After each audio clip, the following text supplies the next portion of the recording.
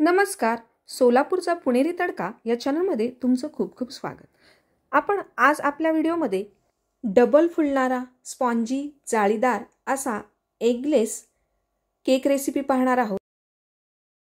ही Christmas special अशी ही केकची recipe आहे, ज्यामध्ये आपण ओव्हनचा वापर करणार नाही किंवा कुकरचाही वापर न करता त्याचबरोबर साखर, मैदा या गोष्टी अनहेल्दी गोष्टी न वापरता आपण एकदम हेल्दी असा गुळाचा आणि गव्हाच्या पिठाचा असा आपला ख्रिसमस स्पेशल केक बनवणार आहोत. तुम्ही व्हिडिओत पाहू शकता. अगदी स्पॉन्जी असा हा केक झालेला आहे. पहा, अगदी जाळीदार आणि डबल फुललेला असा हा केक आहे. मी तुम्हाला हा केक तोडूनही दाखवते. पहा, अगदी कापसासारखा मऊ आणि स्पॉन्जी झालेला आहे. अगदी स्पंजी असा हा केक तयार झालेला आहे. अगदी सोपी रेसिपी आहे आणि घरच्याच साहित्यात आपण हा केक बनवलेला आहे. तत्पूर्वी जर तुम्ही चॅनलवर नवीन असाल तर चॅनलला पटकन सबस्क्राईब करा आणि हा व्हिडिओ आवडल्यास व्हिडिओला लाईक करा, शेअर करा आणि कमेंट करायला विसरू नका. हा फ्लफी, स्पॉन्जी आणि एगलेस केक बनवण्यासाठी आपल्याला लागणार आहे अर्धा कप चिरलेला गूळ. त्यानंतर याच्यामध्ये आपण पाव कप गरम पाणी घालणार आहोत. इथे आपण गुळाचा साधा पाक करून घेणार आहोत. त्याला अजिबात गरम करायची गरज नाही.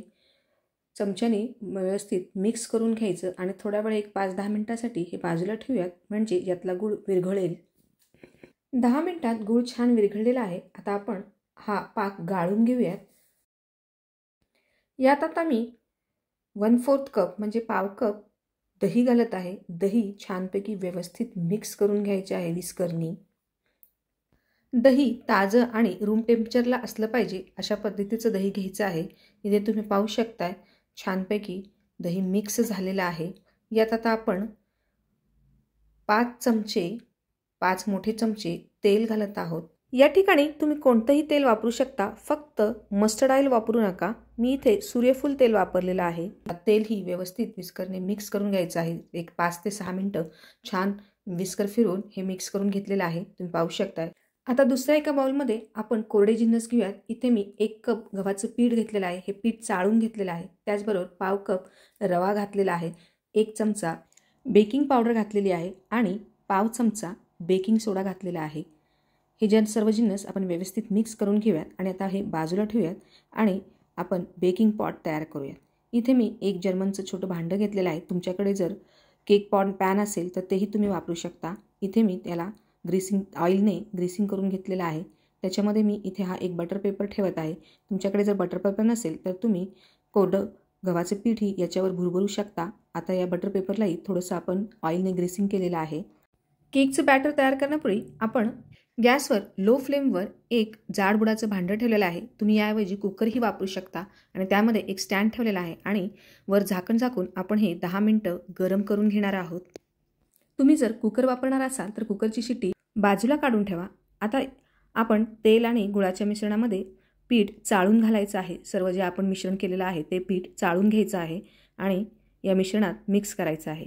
या पद्धतीने सर्व पीठ चाळून गुळाच्या पाण्यात मिक्स केलेलं आहे. आता आपण चमच्याने व्यवस्थित हे मिश्रण बॅटर मिक्स करायचं आहे.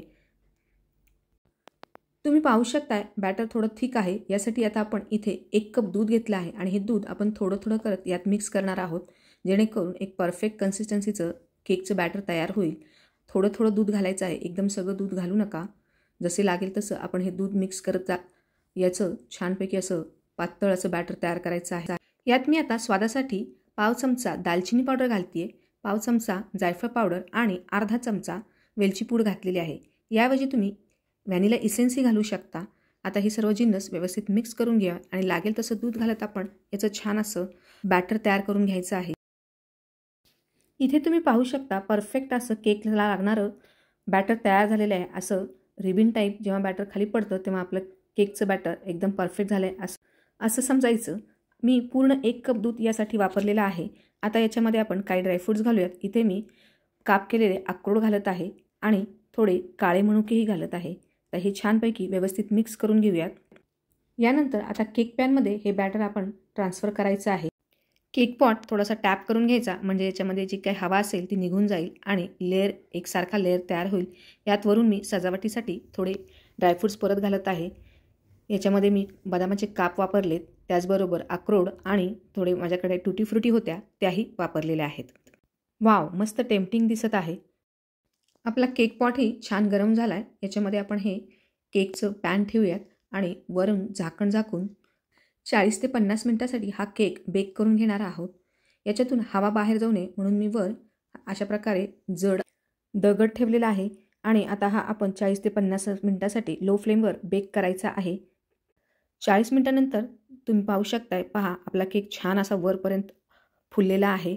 तुम्ही पाहू शकता काय सुंदर दिसत आहे. आता याच्यामध्ये आपण सुरी घालून पाहूयात की आपला केक पूर्णपणे बेक झालेला आहे की नाही. यासाठी पहा या ठिकाणी थोडीशी बॅटर आपल्या सुरीला लागतंय. त्यासाठी आता आपण आणखी एक 5 मिनटं झाकून हा लो फ्लेमवर बेक करूयात. 5 मिनटानंतर पहा परत एकदा आपण सुरीची टेस्ट करूयात. इथे पहा तुम्ही पाहू शकताय आता केकचं बॅटर कुठेही लागलं नाही. तेल आपला असा दिसत आहे. याच्यावरून लक्षात घ्या की आपला केक तयार झालेला आहे. गॅसची फ्लेम बंद करायची आहे आणि केक पॅन बाहेर काढायचा आहे. ही प्रोसेस थोडी काळजीपूर्वक करा कारण भांडे तापलेले आहे, पोळण्याची शक्यता आहे. आपण हा केक आता थंड करून घ्यायचा आहे. हा थंड करायला ठेवताना आपण त्याच्यावर एक सुती कापड झाकायचं जेणेकरून हा जो केक फुगलेला आहे तो परत खाली बसत नाही. ती माझ्याकडून राहून गेला त्यामुळे थोडासा हा केक खाली गेलाय, पण काही हरकत नाही. अगदी स्पॉन्जी आणि एकदम सुंदर असा हा केक झालेला आहे. तुम्ही पाहू शकताय. पहा आपण आता हा थंड झालेला केक प्लेटमध्ये काढून घेत आहोत. अशा पद्धतीने भांडं उलटं करून तुम्ही पाहू शकताय. थोडंसं टॅपिंग करायचं म्हणजे केक सहज लगेच निघतो. पहा अगदी मस्त असा ब्राउनी स्पॉन्जी केक तयार झालेला आहे. आता मी हा सरळ करून दाखवते. मस्त असा तयार झालेला आहे. पहा तुम्ही पाहू शकताय आपली जी बॅटरची लेयर होती त्याच्यापेक्षा डबल हा केक फुललेला आहे. अगदी जाळीदार स्पॉन्जी दिसत आहे आणि टेम्पटिंगही आहे. डिलिशियस झालेला आहे. आता आपण हा कट करून पाहूयात. पहा तुम्ही पाहू शकताय अगदी स्पंजसारखा स्पॉन्जी आणि डबल लेअरचा एकदम जाळीदार असा हा आपला केक झालेला आहे. आता आपण हाताने कितीही दाबला तरी तो तसाच राहतो. आणि आता आपण तोडून पाहूयात. बघा अगदी स्पंज आहे असंच वाटत आहे, इतका तो स्पॉन्जी झालेला आहे आणि टेस्ट तर एकदम परफेक्ट झालेली आहे. तुम्ही पाहू शकताय.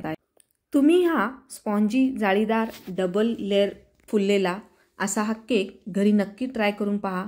अगदी सहज कमी साहित्यात त्याचबरोबर हेल्दी साहित्यात आपण हा केक बनवलेला आहे. मंडळी तुम्हाला जर ही केकची रेसिपी आवडली असेल तर चॅनलला पटकन सबस्क्राईब करा, व्हिडिओला लाईक करा, कमेंट करा आणि हा व्हिडिओ जास्तीत जास्त शेअर करा. परत भेटूयात अशाच नवनवीन रेसिपीसहित. तोपर्यंत मस्त खा, स्वस्त रहा. धन्यवाद.